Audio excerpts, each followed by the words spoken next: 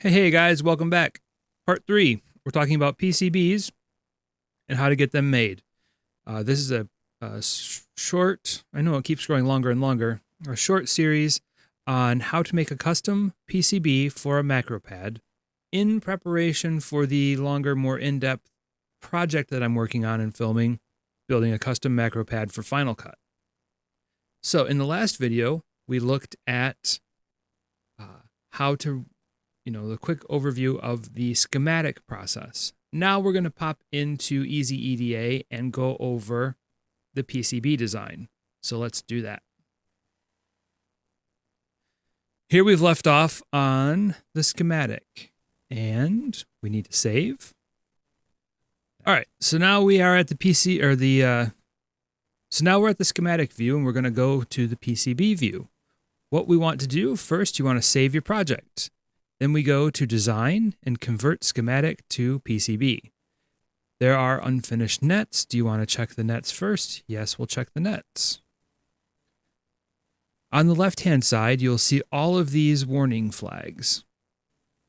These correspond to all of these pins that we have left open, so we can ignore them. And you can verify that by just clicking on it, and it will zoom right in to where the pin is on the Pro Micro. Down here, where there are no warning flags, ground, K1, K2, K3, NP1, these are our connected nets. So ground, we're good. K1, K2, we're good. And it tells us here, we're connected where that was and connected there. So we're good to go. Back to design, convert schematic to PCB. We know we're good everywhere. Keep going. It gives us a suggested size for our PCB, and that is probably going to be just fine. Where it's going to start, the coordinates for the PCB outline. So we're just going to leave this all default. If you know that you want to have, say a board that is 100 millimeters wide by 50 millimeters tall, right here you would change your dimensions and work with that. Since this is just a practice, we don't need to be concerned. Hit apply. Now, we have our 3 switches, 3 diodes, and our Pro Micro. So let's grab the Pro Micro and we'll put him here. Switch 1, we'll put him here. Switch 2. And we're just getting it pretty close right now. And then we have these diodes to worry about. Diode 1, diode 2, and diode 3. Use your mouse wheel to zoom in and zoom out. And when you select a component, it turns white. And that's kind of important. It lets you know that you've selected that component. Like K2 is still yellow, right? So we've selected K1. You can use your arrow keys so you can position your components exactly as you see fit. So we're just going to nudge this guy to be right in line with this grid line here. This guy here, we'll just move him a little bit, and then we can fine tune that movement with the arrow keys. Same with switch 3.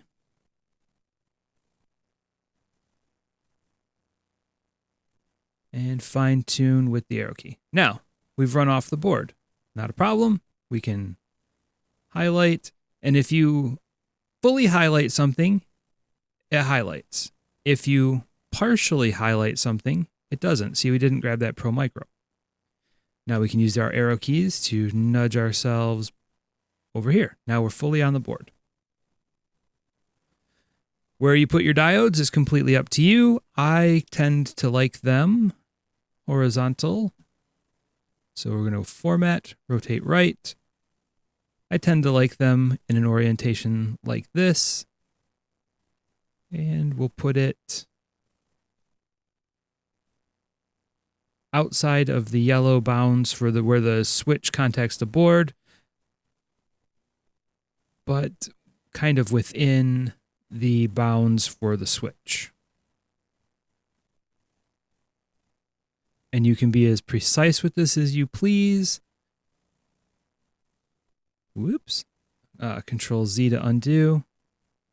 Remember, if you grab text, it takes the text and not the component. So you gotta be a little precise. There we go. So remember what I said, if we zoom in, we can see our ports, ground, unused ports. NP1 is that net port 1. Okay. Now, we've got our components laid out. Let's move on to wiring. For wiring, we have, this is the standard boards that we can order are 2-layer boards, top layer and a bottom layer. We choose where we want our components to go. All of these are on the top layer. If, for whatever reason, you wanted your Pro Micro on the bottom layer, you highlight it, and you come up to component attributes, and you change it to bottom layer. What that does is it mirrors the Pro Micro. So if you're looking at it from the top and pin on the right, the top is your power pin. It'll flip it over, so the top pin on the left is your power pin. We're just going to leave it on the top layer for this example. Anyway, back to wiring. We grab our wire tool from the PCB tools, and we say connect here to here, here to here, here to here. Then we can take our, see these light blue lines? These are called rat lines, and they show you what should be connected to what. And when you make a valid connection, they go away. So if we say D1, diode 1 to diode 2 to diode 3, we have all of our rat lines that we're running here are now gone. And if we say D1 and we can come up here, and you want to avoid making right angles, keep your traces, put some angles to them so they don't, electrical doesn't like straight lines, or doesn't like right angles. So now that rat line is gone, and we just have what? This one rat line to deal with. And we can do that. We can come underneath, up and around. And of course, if you wanted to, you could use the bottom layer. There we go. We've got a right angle here to deal with.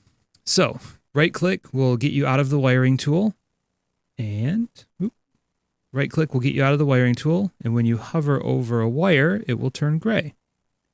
You can move wire parts here and there, and there. Now we have a nice angle.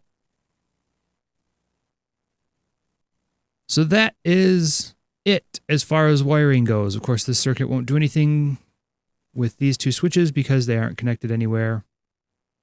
Oh well.